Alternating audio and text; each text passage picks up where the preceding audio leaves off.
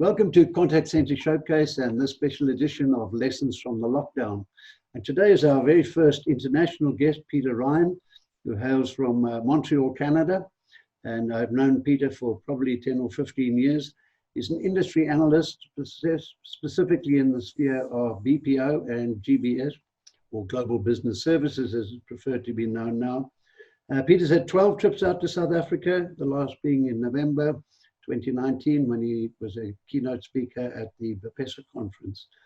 So Peter, welcome to this particular session, and just to give our viewers just an overview of the pre-COVID-19, your view of the global business services BPO world pre-COVID, which will take us back to January, February this year. What was the world like to you in that time? Rod, first of all, thank you very much for the opportunity of joining and being a guest on this very auspicious series that you're doing with regards to what's happening in the industry as we face down this COVID pandemic. And it's a really good question. Where were we? I think people have separated themselves almost into a current COVID and a pre-COVID mindset. And it's so challenging, I think, for many of us to think back to what was happening in this pre-COVID situation. And the reality was that the global outsourcing sector was doing phenomenally well. One of the things that comes to mind when I think about the pre-COVID season, January, or even as you referenced in Q4 of 2019, when I had the privilege of coming out and speaking at the BPESA event, things were happening. You know, I'll think back to the BPESA event itself and how many individuals from not just South Africa, but from around the world took the time to come out and examine what could be done partnering with South African outsourcers or even setting up shop in South Africa. A few days prior to the BPESA event, I'd had the opportunity to speak along with Stephen Loyne from Trenzowl at a call center event in the Czech Republic, speaking specifically about the outsourcing community and what was going on and where the opportunities would lay for organizations in the Czech Republic to do business with other European organizations or even ones in North America. I had the chance over the course of January to travel to India to see a number of different organizations that were setting themselves up not just to establish themselves with firms they were already doing business with, but to go out and try and win new contracts with organizations that would be based in Australia, New Zealand, North America, or even in the UK or Ireland. So the pre-COVID period was very solid. Lots of talk about technology, lots of talk about incorporating technology into a broader global outsource solution. And where we sit right now, when the COVID period started coming on strong at the beginning of March, I think that it would be easy to say things got put on hold, they got put on pause, but I think that the world has just adapted, the business community has adapted to what the outsource needs of enterprises from across verticals and across sectors really are right now. Right, interesting you should say that. And then along came COVID in, call it February, March. I'd be particularly interested in your views, looking as an analyst, as you are now, into the, let's call them the competitive markets to the South African BPO, GPS, Philippines, India, and Eastern Europe. What is your knowledge of how the COVID pandemic was actually handled by the industries in those particular geographies? It was incredibly challenging, starting with the Philippines, just in terms of the overall shutdown of the sector in what's really been the heartland of the Anglosphere's offshore delivery community. I would say that the outsourcing community had reacted extremely well and extremely proactively. Whenever you deal with a situation like this, it's never straightforward. But one of the things that I was very heartened by was the large volumes of migration towards agents' homes to do this work out of their residences, whether it was using a BYOD model or using equipment that belonged to the contact center company, belonged to the outsourcer. It was very inspiring to see the efforts that went into this to make sure that delivery was not disrupted. The same goes for India, as we know that India had brought in some fairly stringent lockdown rules. The migration again to agents' residences was very, very swift, and it was done with, I think, a very watertight nature. To this to this date, I've spoken to a lot of organizations where Indian agents are doing work out of their residences. And so far, so good. I mean, it was a little bit challenging at first to get this done, but once it was done, the agents and the management rose to the occasion to make sure that consumers didn't have any disruption in terms of the queries that they might have. And with regards to, sorry, Rod, go ahead. Yeah, just out of interest, particularly Philippines and India, those two in particular, do you feel that the operators, the major operators, had, as part of disaster recovery, business continuity, work from home models in place and were able to fairly rapidly transition, or did it take everybody by surprise? I think it was a bit of both. And I don't mean to sit on the fence there, but I do know that there were a lot of organizations that had planned for a work at home model, given the fact that especially in the Philippines, there's been a lot of issues, as you well know, Rod, over disasters from a natural disaster or a weather perspective over the course of the past few years. Many organizations had a virtualized model put into place. Some obviously didn't. But what I would say is that even amongst those that might not have planned for a work at home migration, that from what I've heard, it's been handled as well as you could imagine in a situation like that. Okay, no, raises another interesting point, and again, a question I've been jumping at the bit to ask you, is the role of the national bodies and associations in different geographies, India, Philippines, Central South America. What has the readiness of those bodies been to rise to the occasion, intervene between operators and government regulations, etc.? Good question. Good question. The role of the professional bodies would be well, the professional body associations have definitely, I think, been very proactive as they've been called into action over the course of the past 6 or 7 weeks. Certainly, I mean, I'm preaching to the choir with yourself in South Africa, but BPESA certainly has been a standout in that regard, making sure that they're able to lobby the government on behalf of the needs of the industry and on behalf of the needs of the clients of the industry. So certainly, big kudos to the BPESA team in that regard. Other organizations that I think have done a very good job in this sense, if you take a look at what the Industry Association in Colombia has done under some very strong leadership, as you know, Rod, Colombia has become very much a hotspot for Spanish language and bilingual delivery into the United States, as well as to some degree Spain. And certainly the association in Colombia has been able to rise to the occasion to explain to the government what the operators need, what the operators are going to require to make this work, and to make sure that investment's not impacted over the long term. Done a great job. Certainly, I have friends who are in the Caribbean and especially in Jamaica.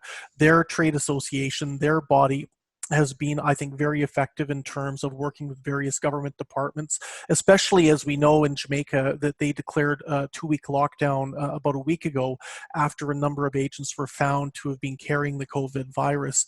Certainly for a smaller country like Jamaica, only 3 to 4 million people, but with a lot of investment, potentially that lockdown could have a very negative impact over the long term, both in terms of the amount of jobs and in terms of perception by potential buyers. But they've worked diligently to make sure that the government understands what needs to happen in face of this lockdown and to be able to respond accordingly. Excellent. So the role of the professional bodies and industry associations is key to the transitioning between government and operations, keeping those operations alive. Very much, very much. But if I can make one point here, Rod, too, you know, the role of the industry body and the professional association is one side of the equation. And we all know, going back to our days from algebra, there's always two sides and both sides have to balance out.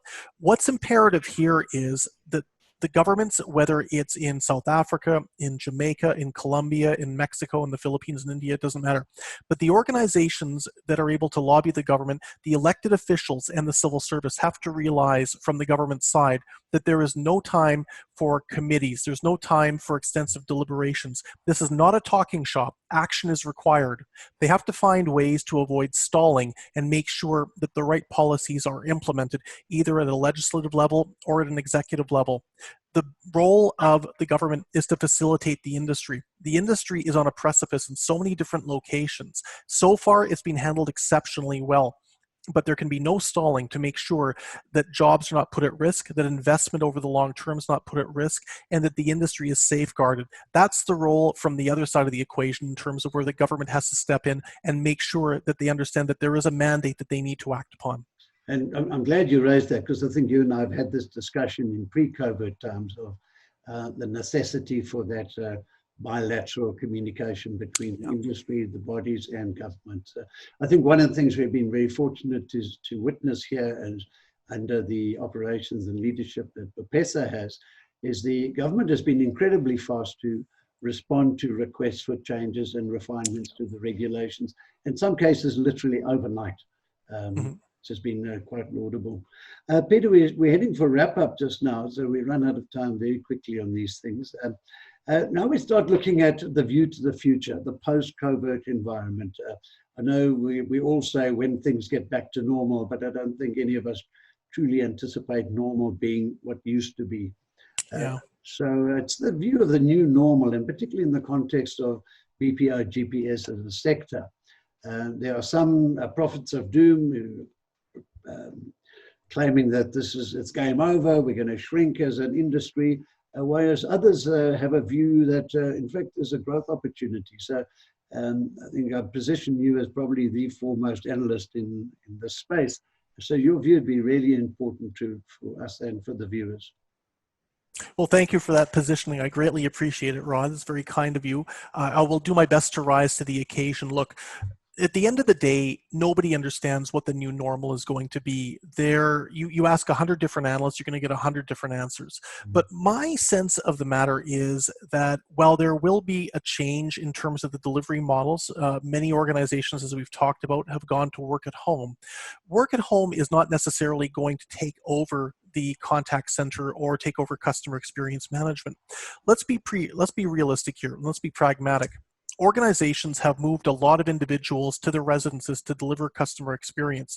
In many cases, these are individuals who do not fit the typical home working demographic. We know that one of the success reasons for home working has been the fact that organizations that have been doing work at home or virtualized working have been going out and they've been recruiting individuals that tend to be in the midpoints of their careers. They tend to have university educations. They tend to have great work experience. They tend to own their own homes. Effectively, what's happened is literally hundreds of thousands of agents from around the world who are probably between the ages of 18 to 25 that live with their families, that potentially don't have any work experience outside of the contact center, have been moved home. They don't have that same level of social interaction. They don't have that same level of ability to interact one-on-one with their manager or with trainers. This is going to be a big deal. We're already hearing stories in different parts of the world where contact center organizations that have moved lots of agents home are starting to find that the agents are becoming disengaged, or that they're becoming cranky, or that they don't have that same level of ability to impart the strong levels of customer experience that are required.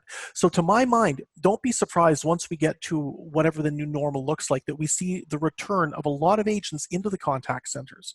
And Rod, from the standpoint of somebody like yourself who's been around this industry longer than I have, you understand the huge amounts of investment that many organizations have made in contact center facilities, kitting them out, making them compliant, the ergonomics of the workstations and the computers. No organization that spent that amount of capital is going to want to just mothball a contact center and say to everybody, you're going to work at home.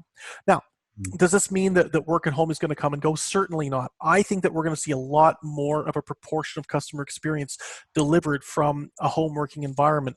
What that proportion is going to be, I don't know. But does it mean that facilities-based traditional brick and mortar is going away? Certainly not.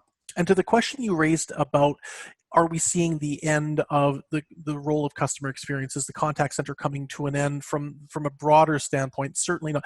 The reality is customer experience management is more important today than it ever has been. And one of the things that I get a sense of is that whether you're calling for support on a flight that got canceled, or a vacation that got shut down, or if you're calling to try and deal with a hotel reservation that went awry because of the COVID virus, you're going to need support. You're going to need support if you're ordering groceries online. You're going to need support if you're ordering potentially something that's being delivered by another e-commerce portal. Now, That's short to medium term, as we understand. Over the long term, here's where I think it gets complicated. We all remember what happened with the global financial crisis. People lost confidence, consumers lost confidence, and what did that have an impact on? Call volumes and interaction volumes. I expect that the same thing is going to happen when we get into a post-COVID scenario. You know, I took a look at some of the growth projections that some of the major banks have made for the developed economies, and they're catastrophic for this quarter. We're talking -30, -35%, depending on the country and depending on the forecaster. Equally, many are saying, oh, well, it's going to ramp back up in the second half of the year. I'm not so sure. I think it's going to be a tough second half of 2020, given the fact that people are going to still be postponing, I think, leisure travel. I think that individuals are probably going to be postponing major purchases. If you have been in a situation where your job's been in a precarious situation, are you going to necessarily want to go out and spend that money on a new dishwasher? Are you going to want to spend money on a new car? Are you going to want to buy something that you might consider to be a luxury expense as opposed to an essential expense? The jury's still out, but if we take a look at economic history, there is always going to be a hangover or a lag once we get out of a recessionary period, or in this case, what could even be a depressionary period. And I think that this is something that the front office outsourcing community needs to be ready for, which means they're going to have to do their jobs better to cement loyalty for the consumers in order so they can cement their relationships with their enterprise clients.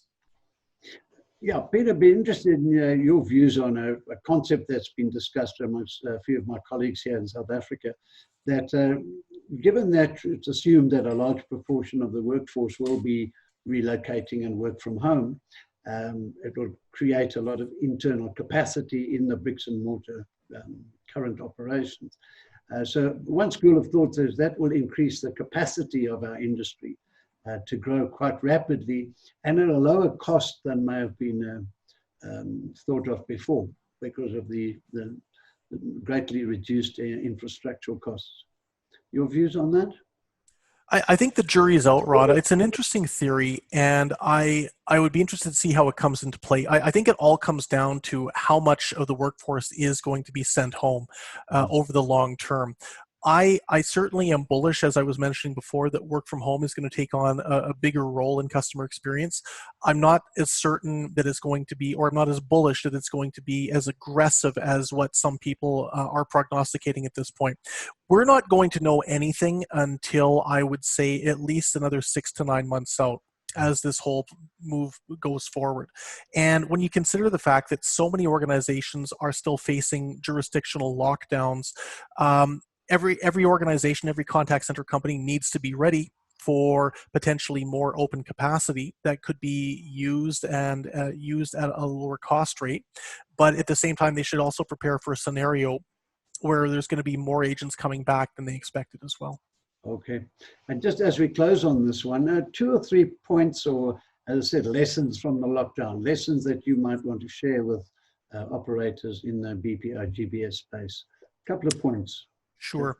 First point I would make is that I think there's a lot of great success stories in terms of what organizations have done that have continued to run contact center operations from different parts of the world. And Rod, some names I'll throw out to you, such as Jason Heil from Redial BPO, and the work that Redial has done in order to make sure that their facilities are as safe as possible for the agents that have come back in to work in the facilities. Victor Pereda from Nearsol in Guatemala, and the work that they have done in their contact center operations to do very much the same type of thing. Adrian Collins and his team in Guyana with Emerge BPO and the work that they have done to make sure that their Guyanese facilities are as safe and healthy as possible.